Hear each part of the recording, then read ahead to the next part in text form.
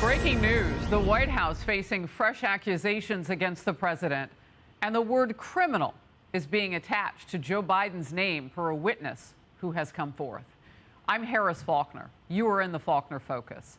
A new whistleblower. That's a technical and legal term when it comes to evidence. This person says the FBI and DOJ have a file which allegedly links then Vice President Joe Biden to a criminal bribery scheme, an exchange of cash for certain policy decisions. The House Oversight Committee has subpoenaed FBI Director Christopher Wray for documents. They want Wray to turn over that specific file at a meeting that they will have 6 days from now, May 10th. Committee Chair James Comer and Senator Chuck Grassley are leading the charge on this. We have a rough idea of what's in the document, and I just want to do what congressional oversight responsibilities I have to see what the FBI's and the DOJ's done to follow up on it. Has there been political influence to not proceed if there's reasonable possible criminal activity? And this directly from the White House now. Quote, Republicans in Congress have been lobbying unfounded, unproven, politically motivated attacks against the president and his family without offering evidence for their claims or evidence of decisions influenced by anything other than U.S. interests, end quote. We begin with Peter Doocy, live at the White House. Peter. That White House statement continues as White House officials claim that Republicans in Congress prefer floating anonymous innuendo amplified by the megaphone of their allies and right-wing media to get attention and try to distract and deflect from their own unpopular ideas and lack of solutions to the issues the American people actually care about. When it comes to President Biden's personal finances, anybody can take a look. He has offered an unprecedented level of transparency, releasing a total of 25 years of tax returns to the American public. Chuck Grassley is one of the people that sent this letter to the FBI and the DOJ. He says, I believe the FBI possesses an unclassified internal document that includes very serious and detailed allegations implicating the current president of the United States. What we don't know is what, if anything, the FBI has done to verify these claims or investigate further. And that's the key. Lawmakers have not seen this document yet, and congressional investigations to date have not produced any solid proof of wrongdoing by the Biden family. However, some in the Senate are already looking beyond the investigations and to possible conclusions. It doesn't have to be a high crime or misdemeanor because the Constitution specifies that impeachment lies for treason, bribery, or other high crimes or misdemeanors. Bribery is explicitly noted in the Constitution. And I got to say, the evidence, not only against Hunter Biden, but the evidence against Joe Biden being complicit and profiting from this corruption is growing and growing and growing. And we just don't know who this whistleblower is or what kind of a source would have talked to the FBI or the DOJ that would produce this document that now these Republicans in Congress want to see. Harris. All right, Peter Doocy, we'll get into what we do know about that whistleblower in a moment. Appreciate you getting us started with your great reporting as always.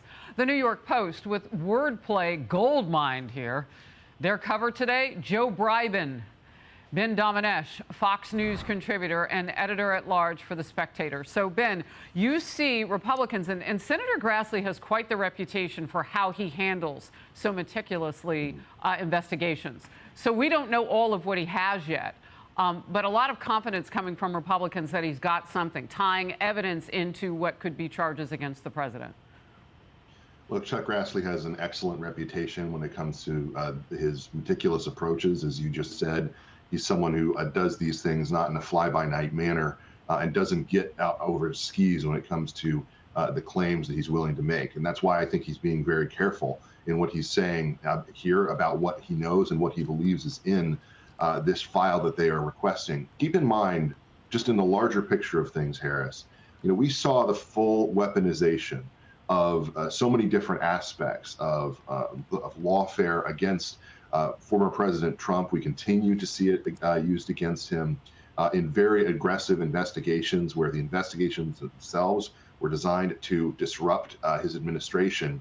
We see nothing like that under Joe Biden. Instead, it seems like their approach is to use kid gloves, even though there are serious questions, particularly related to the financial pattern and history of Hunter Biden that could have benefited larger members of the family. That it seems like a lot of our bureaucracies are just trying to look the other way throughout this presidency in order to keep it from having any kind of speed bumps as it continues its policy approach. That's the kind of thing that Republicans on Capitol Hill are not going to stand for. They're going to demand answers, and we'll have to wait and see what's in these documents in terms of measuring how much they really impact and show the potential for real bribery in this situation. Well, and in the majority, they can subpoena. And that's going to be a challenge for the Biden White House and administration at this point. Right now, and Peter did allude to this, I want to get more into this about the whistleblower. We do not know that person's identity. Here's what we do know, though, according to published reports. This would be a different person than the IRS agent who came forth just last month alleging the Biden administration is mishandling or covering up the investigation into Hunter Biden. This whistleblower points to an FBI form known as an FD 1023, which documents an interview with a source. The contents of that form or file have not yet been seen by Congress. Republicans claim that document is unclassified. So potentially, Ben, we'll know what's in it. And when we do, we'll know what Congress knows at that point, and we'll see if they charge the president.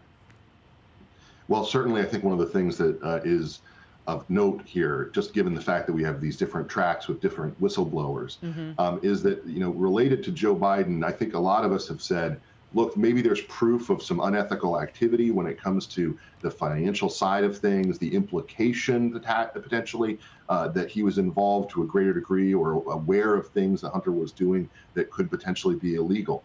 What we haven't really seen yet is a direct quid pro quo claim that has been justified in a serious manner by the evidence.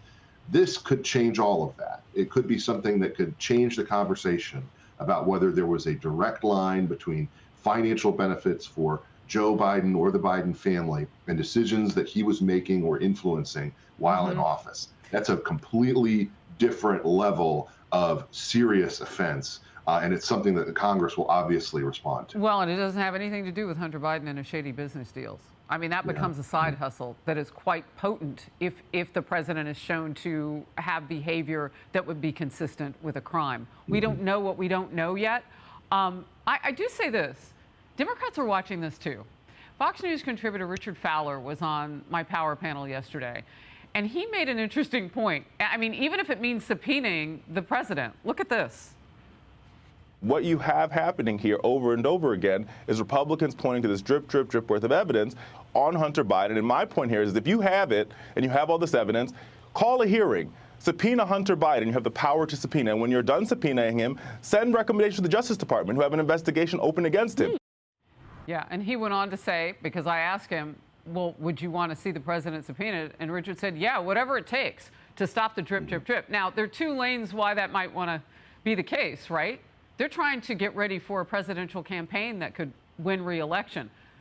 This is a side show of its own that they can't answer to potentially in the White House. So that's one reason. Anything else you can think of?